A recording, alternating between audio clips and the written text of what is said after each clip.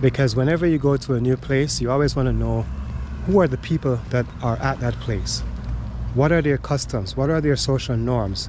And how can you do business with them? Because when you go to Africa, you may say, I'm going to set up a restaurant and I'm going to sell food to my fellow Americans or my fellow British or my fellow Jamaicans.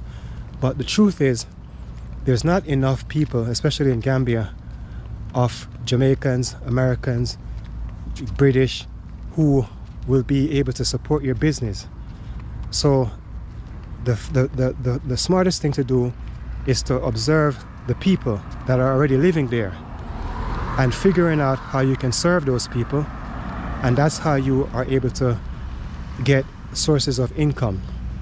So there are 6 or 7 major tribes in Gambia, and if you know these tribes, you'll be able to trade with them. So the first tribe I want to talk about real quickly is the Mandinka tribe. The Mandinka tribe, everybody has watched Kunta Kinte on the Roots. Kunta Kinte was from the Mandinka tribe. He's a Mandinka warrior. The Mandinkas are known for agriculture. They are known as great warriors.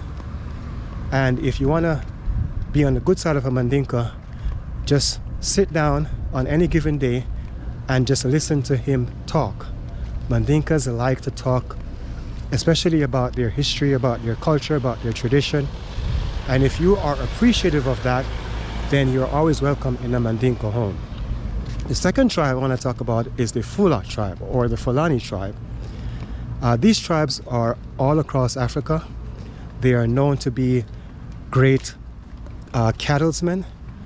They invest in cows, in goats, in sheep. So when you're on the road in Africa, you see about 50 or 100 cows. More than likely the owner for those animals is a Fula or a Fulani. Next tribe